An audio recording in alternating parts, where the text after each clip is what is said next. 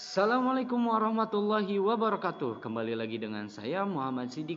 Tema kali ini adalah tubuh sehat, bugar, dan ideal. Bagaimana cara kita untuk mendapatkan tubuh yang sehat, bugar, dan ideal? Mari kita simak. Pertama, kita harus mengetahui dulu IMT atau indeks massa tubuh kita.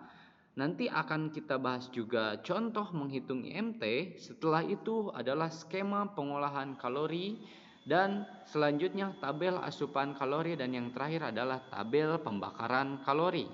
Oke, kita bahas satu persatu. Yang pertama, kita harus tahu dulu indeks massa tubuh kita.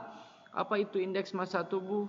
Indeks massa tubuh adalah ukuran yang digunakan untuk mengetahui status gizi seseorang berdasarkan perbandingan berat badan dan tinggi badan. Intinya adalah berat badan ideal. Berapa sih berat badan ideal kita? Nah, rumus indeks massa tubuh adalah berat badan dalam kilogram dibagi tinggi badan kuadrat dalam satuan meter ya.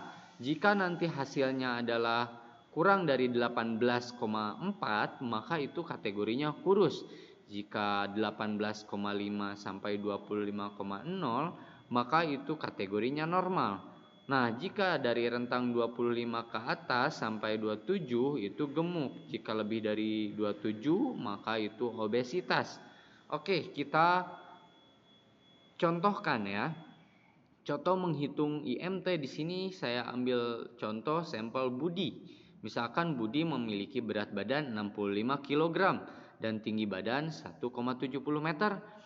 Bagaimana cara menghitungnya? Pertama kita tulis dulu 65 bagi 1,70 kali 1,70. Kita hitung dulu yang 1,70-nya kali 1,70 karena itu tinggi badan kuadrat. Berapa hasilnya? Hasilnya adalah 2,89. Nah, selanjutnya 65 bagi 2,89. Hasilnya di sini adalah 22,49. Kita kembali lagi ke rentang atau kategori IMT-nya. Rentang 18 sampai 25 atau 22 masuknya ke dalam rentang 18,5 sampai 25,0. Maka IMT Budi adalah normal ya. Oke, next kita lihat skema pengolahan kalori. Nah, bagi kalian yang mungkin kurus, nah kemungkinan besar kalian terlalu banyak pembakaran kalori dibandingkan asupan kalorinya. Nah, ada juga faktor lain yang mengakibatkan kalian kurus, bisa jadi dari asupan gizinya atau nutrisinya yang kurang tepat ya, atau mungkin dari ada permasalahan pencernaan ya, bisa jadi seperti itu, atau memang genetiknya. Silakan boleh kalian cek DNA kalian untuk mengetahui bagaimana sebaiknya kalian menyikapi hal tersebut ya. Nah, sedangkan untuk yang normal antara asupan kalori dan pembakaran kalori itu seimbang ya. Kalaupun ada selisih tidak jauh berbeda. Nah, itu orang yang normal, tubuhnya akan normal. Sedangkan untuk yang gemuk, maka dia itu ada asupan kalorinya lebih besar dibandingkan pembakaran kalorinya. Nah, bagi kalian ingin menggemukkan diri, silakan asupan kalorinya diperbanyak, pembakaran kalorinya dipersedikit. Sedangkan untuk kalian yang ingin kurus, silakan asupan kalorinya disedikitin, dikurangin, dan pembakaran kalorinya dibanyakin ya, ditambah seperti itu. Nah, selanjutnya saya akan bahas tabel asupan kalori. Ini hanya contoh saja ya, simulasi menghitung asupan kalori kalian. Nah, misalkan kalian makan nasi, telur, buah-buahan, sayur. Nah, dalam 50 gram nasi itu atau satu centong 65 kalori. Kalian kalikan saja dalam satu porsi, kalian misalkan 3 centong. 65 kali 3 sama dengan 195. Selanjutnya telur dadar 134 kalori, buah mangga 120 kalori, dan 100 gram wortel misalkan 41 kalori. Untuk mengecek berapa kalori yang ada di makanan kalian, kalian bisa cek juga di Google ya, masing-masing makanan karena berbeda asupan atau kandungan kalorinya. Nah, setelah itu kalian jumlahkan berapa kalori yang kalian peroleh dalam satu porsi makanan yang kalian makan. Nah, selanjutnya kalian hitung tabel pembakaran kalori kalian.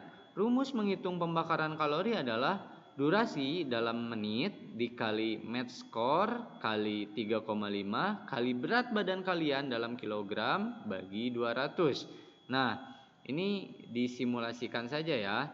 Nah, misalkan duduk di kursi 60 menit selama 60 menit kali 1,3 atau match score-nya adalah dari duduk di kursi itu ada 1,3 kali 3,5 kali 64 bagi 200 sama dengan 87,36 kalori. Nah, itu match score-nya. Bagaimana cara untuk mengetahui match score? Kalian bisa cek juga di Google ya. Berapa match score dari tiap kegiatan, karena tiap kegiatan berbeda match score-nya. Ya, kalau misalkan kalian nggak nemu dari aktivitas yang kalian lakukan match score-nya berapa, maka bisa disesuaikan dengan aktivitas lainnya yang sama capeknya atau sama total pengeluaran kalorinya menurut kalian ya. Seperti itu. Nah, setelah dijumlahkan kegiatan kalian dalam satu hari, kalori yang keluar berapa nih? Nah, misalkan 624 kalori kalau di simulasi yang saya buat ini. Setelah kalian tahu asupan tadi dari tabel asupan kalori dan ini tabel pembakaran kalori yang kalian peroleh, silakan kalian cari selisihnya. Kalau misalkan lebih besar yang asupan kalorinya dibandingkan pembakaran, maka kemungkinan kalian akan bertambah gemuk. Sebaliknya, jika kalian lebih besar pembakaran kalori dibandingkan asupan kalorinya, maka kalian akan bertambah kurus. Seperti itu ya, kurang lebih. Silakan kalau kalian merasa gemuk, maka kurangi asupan kalori, tambah pembakaran kalori. Sebaliknya, jika kalian merasa kurus, tambah asupan kalori dan kurangi pembakaran kalori.